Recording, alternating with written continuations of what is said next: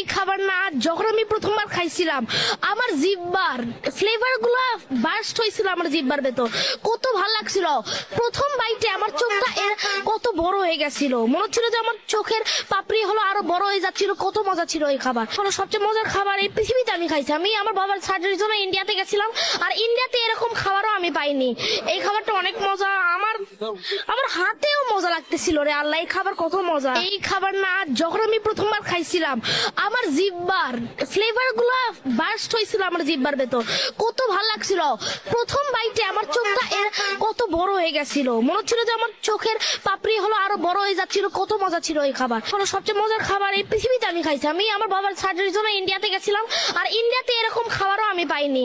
এই খাবারটা অনেক মজা, আমার আমার হাতেও মজা লাগতেছিল রে আল্লাহ, এই খাবার কত মজা। এই খাবার না যখন আমি প্রথমবার খাইছিলাম আমার জিহ্বার ফ্লেভার গুলা বার্স্ট হয়েছিল আমার জিহ্বার ভেতর।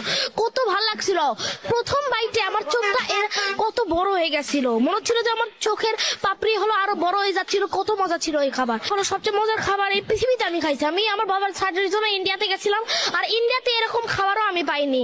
এই খাবারটা অনেক মজা, আমার আমার হাতেও মজা লাগতেছিল রে আল্লাহ, এই খাবার কত মজা। এই খাবার না যখন আমি প্রথমবার খাইছিলাম আমার জিহ্বার ফ্লেভার গুলা বার্স্ট হয়েছিল আমার জিহ্বার ভেতর।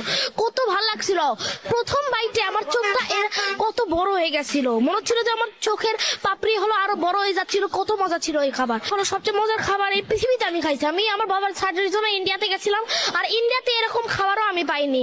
এই খাবারটা অনেক মজা, আমার আমার হাতেও মজা লাগতেছিল রে আল্লাহ, এই খাবার কত মজা।